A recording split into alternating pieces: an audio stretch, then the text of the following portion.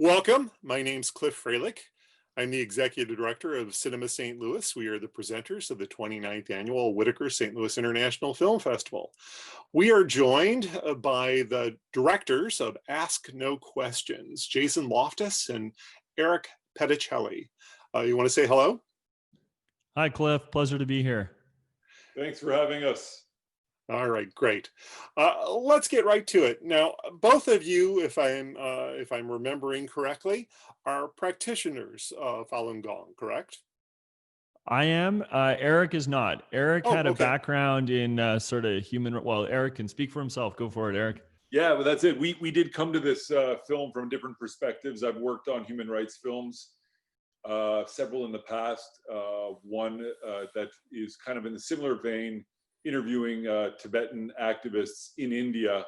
And I got a sense of the difficulty they face getting news out of Tibet. And that kind of led me into this topic a little bit. A friend introduced me to Jason.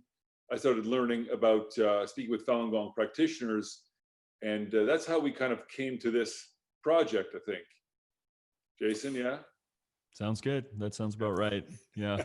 Well, I was going to ask about the fact that I thought both of you, but actually it's great on some levels that you had that balance, that you had somebody who was intimately familiar with the practice of Falun Gong with somebody who is outside and looking at things from a different kind of perspective. So I think that was perfect for the Exactly, film. Cliff. Totally agree. Yeah.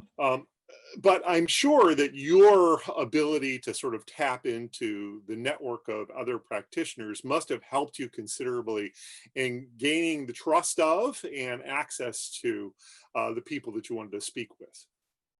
Yeah, I think you've got it. I mean, I would just echo what you just said. I think so here's what you get. So, I mean, these people, they've gone through imprisonment, through torture, and, there's definitely they want to tell their stories, but building that trust and letting them know that, hey, you know what? I understand where you're coming from. I've spent some time in this community. I know you, and we know how to find these people, right? So it's because I sort of have that network and background, I was able to come across some of the story. And also, I think, you know, there's two sides to it. Definitely with something that's complex, it's an investigative documentary. On some level, the proximity helped, like the familiarity with the issue, with what had gone on, and my having lived through it, even kind of removed on the other side of the world, but having experienced and witnessed what happened with the self-immolation incident was very helpful. And at the same time, you're so close to an issue sometimes and you want to be as honest and as thorough as possible, because you're not making this film for the Falun Gong community. You're making this film for anyone who's coming into this, who finds it interesting, who's interested in fake news, who's interested in the human rights consequences of media and propaganda, et cetera. And you want to be as objective as possible. And so having Eric come in and having this kind of constantly questioning ourselves and each other, and this push and pull, I think really helped. So I think that's why it was such a great match, bringing both sides of the equation together for this film. And how did you two come together? Yeah, that's well said. I want to follow up just really quickly. I mean, Jason and I are still friends now, but there were certainly times in the edit suite when things always weren't friendly. We definitely argued a lot. We do come at it from different perspectives. But there was a certain tension that I think was really productive, basically. I think that creative tension in an edit suite, whether it's between two directors or a director and an editor, can sometimes really lead to the best result. And it can help crystallize certain ideas. And along the way, we felt differently about certain aspects of the film. And ultimately, it wasn't even just us who informed the process. We also shared the film with a much larger community of filmmakers that we trust. And it's like, in the same way that it takes a village to raise a child, it takes a community of people to make a film. And the feedback we got was sometimes harsh, if Jason remembers. It was very honest, and it was extremely helpful to lead to this film that we had right now. We did our very best, and we hope we did the topic justice. Oh, I definitely think that's the case. We wouldn't be playing the film if we didn't think so.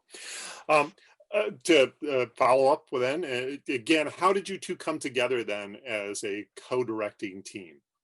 So, I mean, I have produced a number of films and series before, and Eric came at it from the editing side of things. And so we came into this story and we had a team. We also had a researcher who was working with us writing as well before, and we kind of, things took shape. And so out of it all, when we got sort of far enough along, we had an idea that there's a film here, and we know generally the story we want to tell. There's this gap in that neither of us have directed, but both of us have filmmaking experience. And we realized that collectively we were able to kind of fill that role. And so even though it's like a first time directing experience, it was interesting because we had the experience that both of us brought from two different sides of it, able to kind of meet in the middle. And then aside from all the other aspects of the proximity versus the distance, but also just different personalities and stuff as well. So I think we just kind of, it came to a certain point where we're like, you know what, let's do this together. A part of it too is if you look at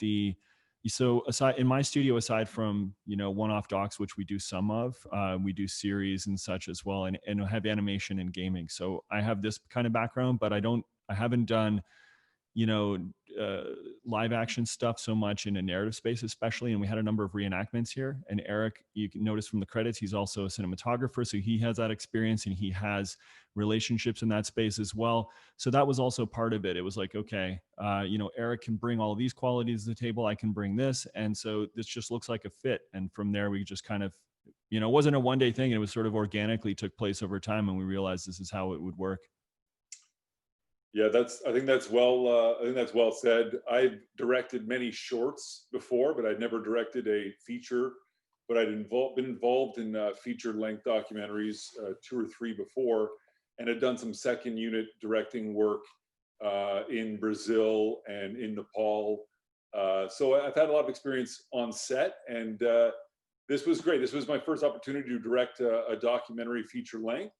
And I think what I've learned in the editing suite from telling a story from that perspective of developing a narrative that's compelling and can tie together a lot of diverse threads really helped here. And Jason, as you know, is a smart dude and had a lot of experience that he brought to the table. And I think it led to a good result.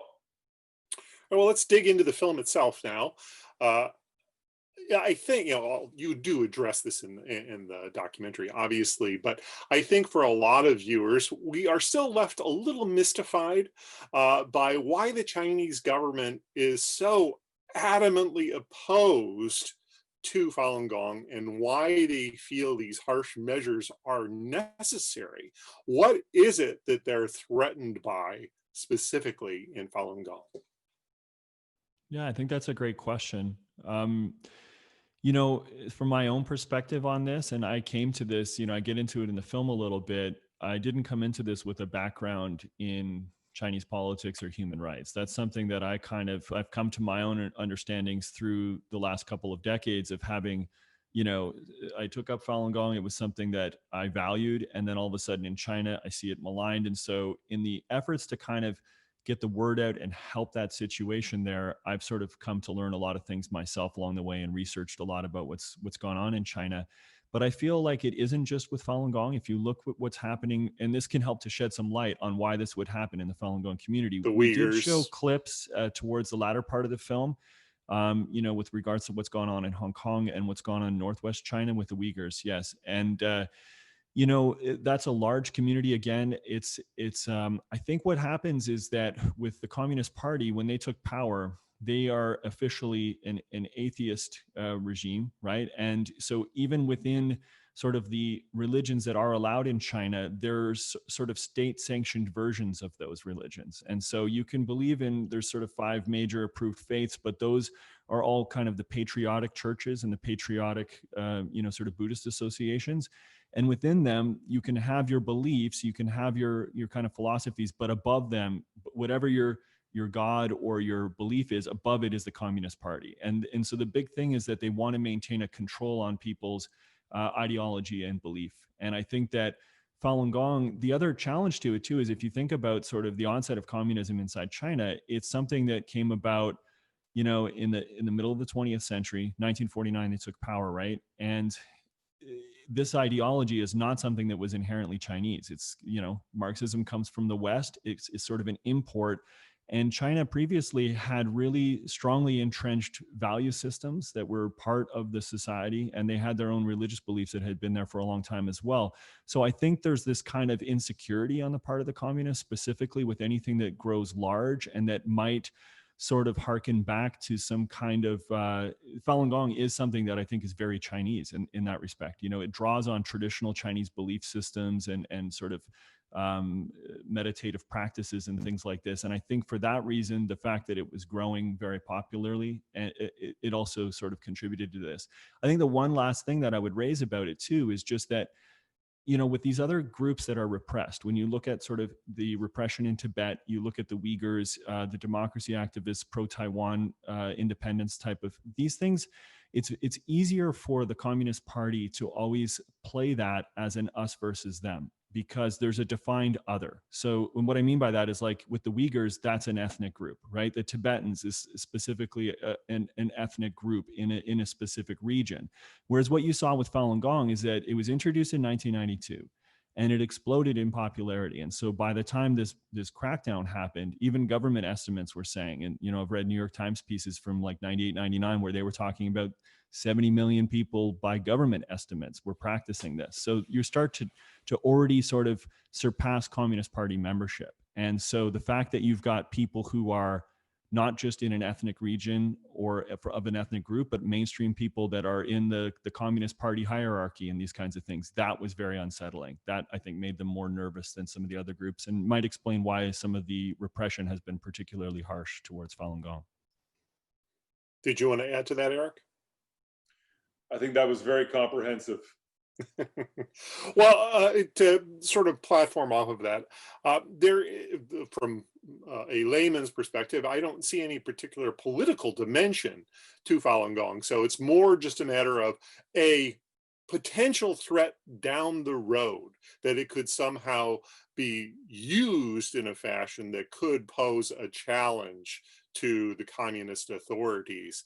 And that's one of the reasons why they feel it's necessary to sort of nip it in the bud now. It's already grown.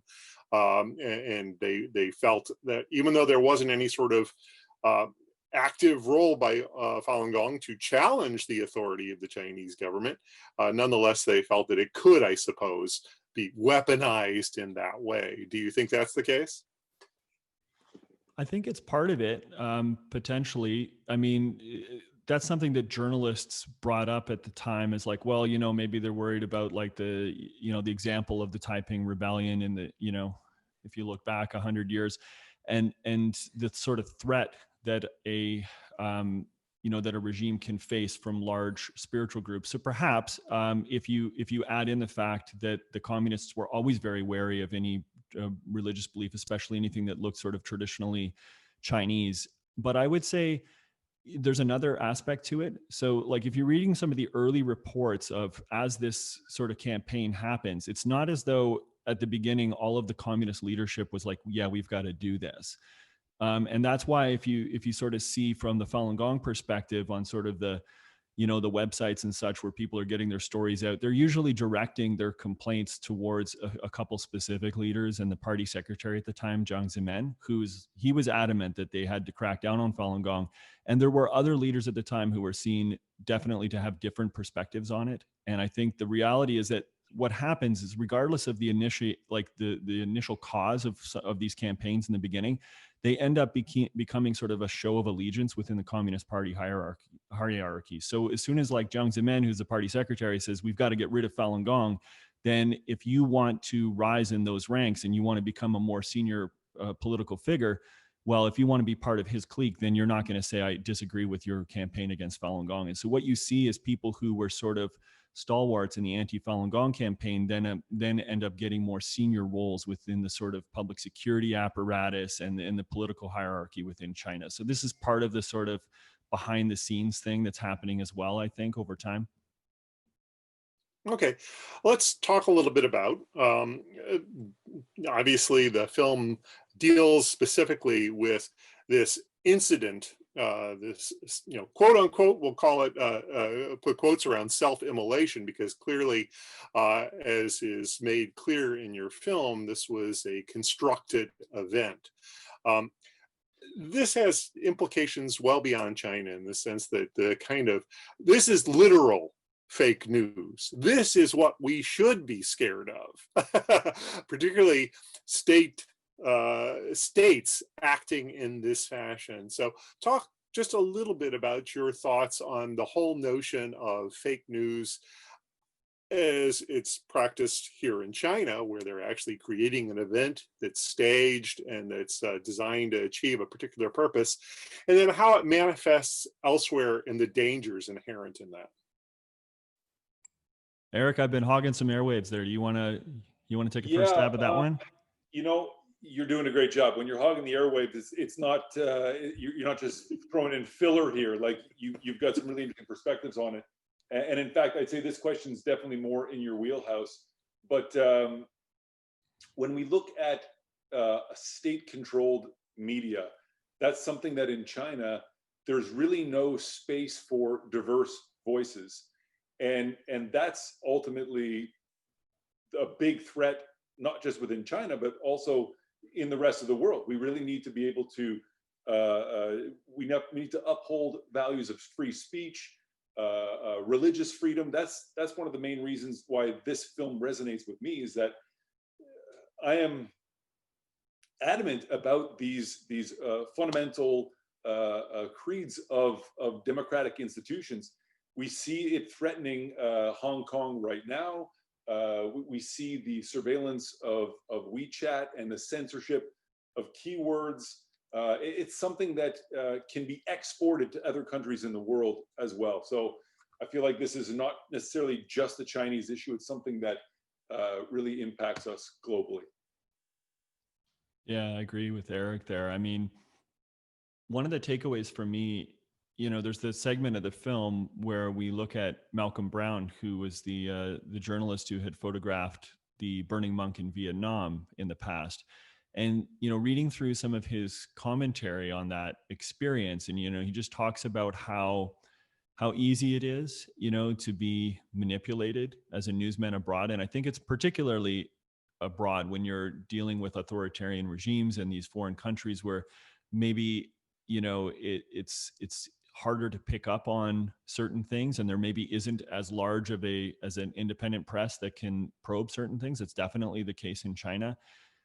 So I would say, like, the case in China and with the self-immolation, I think it's an extreme case, like you're talking about. Like, this is something that I don't think we necessarily deal with fake news on this scale and with this consequence in the West. I mean, what you do see though is, you start to feel there's this kind of this silo trend where people, it's not just a matter of different opinions about, the consequences of events, but almost like independent facts. And people will sort of gather around these their facts are dependent upon what they already believe. And I think social media and all of that that we have right now sort of contributes to this, but I think it's a somewhat troubling trend in that regard. At the same time, I also feel thankful that at least there are opposing viewpoints, because I don't know if there's any particular sort of worldview and viewpoint and political standpoint that I would just say, yeah, I'm going to just trust all of my views to this camp, and I just want to be completely in there. And I think that that's not a healthy place to go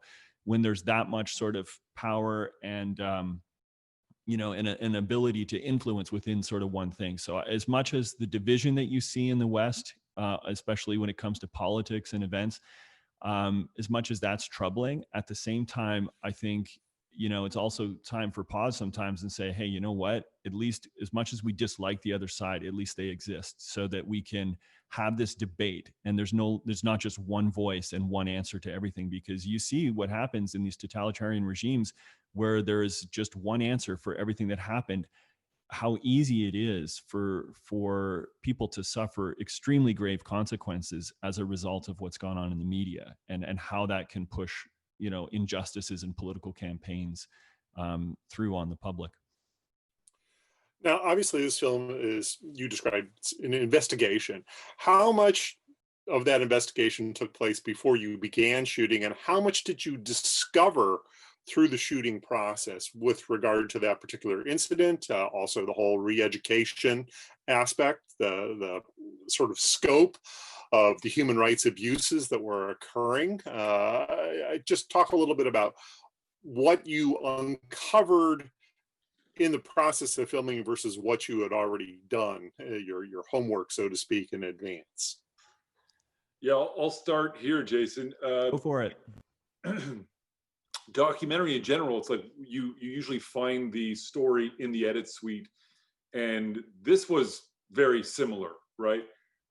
So there was definitely a lot of research that had been done before, and even some of the footage had been analyzed before, but we dug deeper and we really analyzed the footage very closely and uncovered some interesting perspectives on it that I didn't think was covered before. And I think it's really intriguing in a way. We did like a Zapruder film analysis and frame by frame, and highlight some really noteworthy discrepancies between what we see and what the official Chinese narrative was on this event. So we definitely discovered quite a bit in the edit suite and in interviewing our subjects, but we were also building off of a bit of a body of work of research that had been done before. And I think just to add to what Eric says there, if we felt that there was a compelling alternative narrative that had put this all together, I don't know that well, first of all, there may already have been a film. And secondly, I don't know if we would have felt that there was a need for the film and the investigation we had done. So kind of, I think the way to summarize what Eric was talking about there as well is to say, there was definitely challenges to the official state narrative. And from our perspective, like I was familiar with, debates around fake news in China, specifically with regards to questionable accusations directed at Falun Gong, because I had my own experience with Falun Gong and I could see the state narrative was rather at odds with my own experience. So there was that aspect of it. But in terms of this particular event, there's all kinds of different ideas out there. And the sort of counter ideas, you read a number of them and you're like, well, those people they're kind of spitballing. And that's also because there isn't the ability to easily investigate this. And as Lisa, our witness from CNN, talked about, they were strongly dissuaded from pursuing this story. So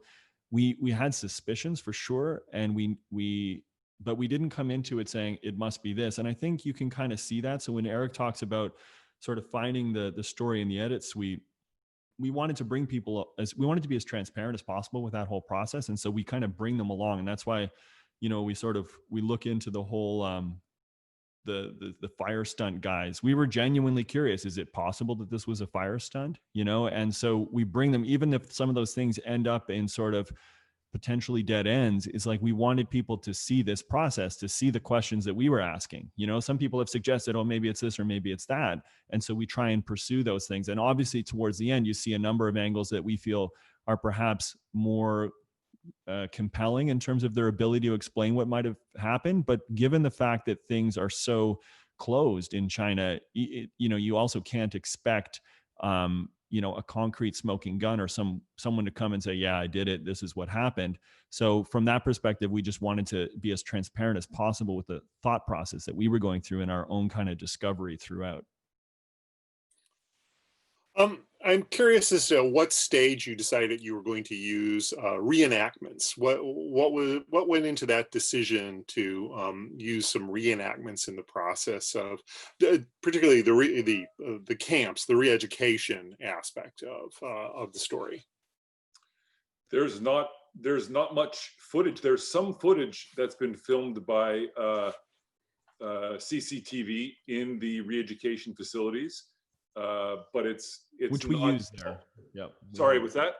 We use that as well, and you see some of that there, and so that was an inspiration for some of the set design and such. Sorry, Eric, go ahead. Yeah, exactly. So, and we used that in the film, but we needed more. We wanted also to really connect our protagonist Chen in that environment.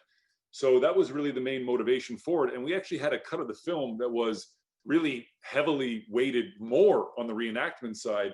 We had recorded some dialogue based on verbatim from our protagonist Chen Reichang, and then we got to a certain point where we realized, it's really not working all that well. We need to bring it closer to Chen's dialogue and move away from any of this the dialogue that we had in the Like the reenactment. docudrama type. Yeah. Docudrama style, exactly. And so it was really a process. It was really an evolution to bring it where it is today. But yeah, it was clear pretty early on that we needed reenactments. It was just a matter of to what extent we were going to use reenactments in the edit suite. But we did shoot it in a way that we shot always two cameras at the same time, one usually shooting wide and another one shooting very close, so that it could be more abstract, so that we were really covering our bases and shooting in the most efficient way.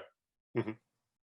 Yeah, I thought Chen's testimony, his actual testimony, was so compelling that on some levels, you have to have something that you're going to put on screen other than just a talking head, obviously. At a certain point, that does grow wearying, but I do think that you made the right call in the sense of allowing him and his own voice to come to the fore. It was quite powerful. So let's end this conversation with him and give us a little update on where he is, how he's doing, what the status is. So he's still living in New York. He's moved. He's outside of the of where he was before in Brooklyn, but he actually experienced, after we finished shooting, a stroke. He was helping another Falun Gong practitioner with some labor work, which at his age, I was like, he's just this kind of guy though. He's always going, and he ended up having a stroke, but he was, apparently there was a medical doctor, another Falun Gong person who was there with him, who was able to help treat him right at the time. So he has recovered, and we understand he's doing a lot better. He was able to see the film recently. We sent him a DVD of it, and he was able to check it out. We were actually really looking forward to having him in person at a screening. And so, when the whole festival run got upended with COVID-19, it was that was sort of one of the biggest losses, aside from, well, I mean, everyone's, I'm sure as a festival organizer, you guys have endured quite a bit this year. It's unusual, but this was something that was sort of pained the heart a little bit, because he really cared about getting his story out. But I know from his wife and was speaking with my wife, and they were really touched by seeing the film. So it means a lot to know how much he has enjoyed the film, and the fact that it's getting out there and people are seeing his story. And obviously you never make a film you can't make it for the characters who are in it. You have to make it for the story that you're telling, as much as you care about these individuals and what they've gone through. But it still is really heartwarming to hear that it touched him, and that he was really, really pleased with the end product. I just hope that, when things sort of come back to a version closer to normal, we'll be able to organize a screening in New York and have people out, because I expect it would be rather cathartic for him to witness an audience, see the film, and engage with him. And, after all that he had endured, and sticking to his ideas and his beliefs in an effort to get this message out, to just sort of have him be able to witness that, I think that's something I still really sincerely hope we'll be able to witness. Eric, did you have anything you'd like to add?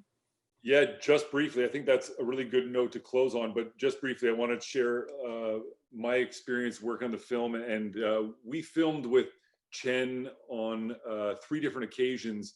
And every time we got closer and closer to him, he opened himself up more and more. And it's truly an inspiring story. His strength of character, his resilience, his pursuit of his truth, to me, so admirable and inspiring that it really moved us through this whole process. And I agree with Jason. I think documentaries can be therapeutic for many people, and I think that for him to see the film on a screen one day and share it with an audience would be a really beautiful thing, and I truly hope it happens. All right. Well, thank you so much, both of you, for your time and having this conversation about Ask No Questions. Best of luck as you move further out into the world with the film.